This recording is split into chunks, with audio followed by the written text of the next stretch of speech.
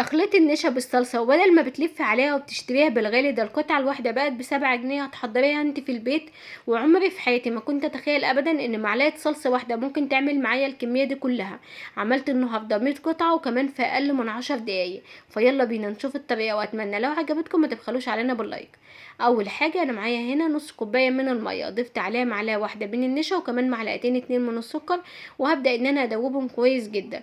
بعد كده معايا هنا كيس من الصلصة، اخدت نصه بالظبط. زي ما انتوا شايفين ضفت معلقه كبيره منه ودوبت كويس جدا. لازم نتاكد ان الصلصه دابت تماما مع الخليط وما عادش لها اي اثر تماما. هضيف بقى باكت من الخميره اللي هو ما يعادل معلقه كبيره من الخميره، ونرجع بقى ونخلط المكونات دي مع بعض كويس جدا. نسيب الخليط بقى القمر ده عشان يتفاعل كده على جنب، وهحتاج له نص كيلو من الدقيق.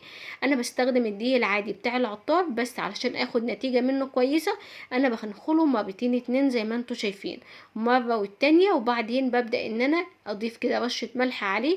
هجيب بقى البوله بتاعتي الكبيره وهبدا ان انا اضيف الدقيق، وهنزل كمان كده بالخليط القمر اللي كان معانا، خليط الصلصه بالخميره والنشا، وكمان كده اللي هو مع معلقتين السكر. وببدا ان انا اعجن. طبعا العجينه بتحتاج سوائل تانية، ببدا ان انا اضيفها معلقه معلقه لغايه ما العجينه تلم معايا بالشكل ده.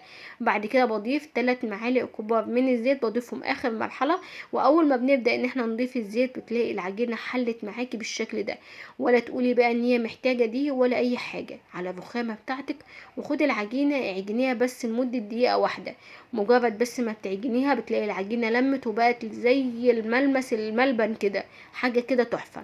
نغطي عليها بقى وتستنى لغايه ما تختمر. طبعا احنا دلوقتي في الصيف، في اقل من 20 دقيقه بالظبط كانت اختمرت معايا.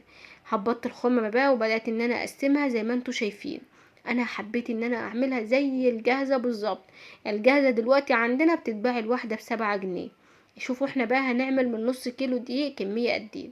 هاخد كل واحدة بالشكل اللي انتوا شايفينه قدامكم ده، وهبدأ بقى ان انا افردها. وببدأ ان انا اضيف جبنة. انا بصراحة كنت مستخدمة جبنة فيتا لان هي دي اللي كانت عندي، بس يفضل لو احنا هنستخدم الجبنة البراميلي بتكون طعمها افضل كمان على حسب المتوفر عندك.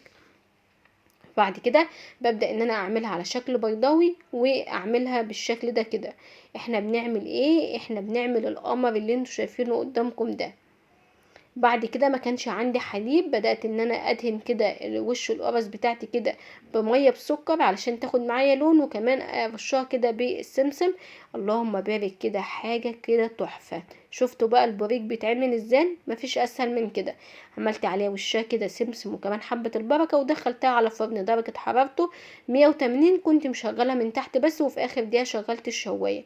ولو فرنك حامي ممكن ما تحتاجيش الشواية خالص. عدوا بقى معايا احنا عملنا كام قطعة، ده غير اللي اللهم بارك كده اللي الولاد اكلوه. يعني والله دي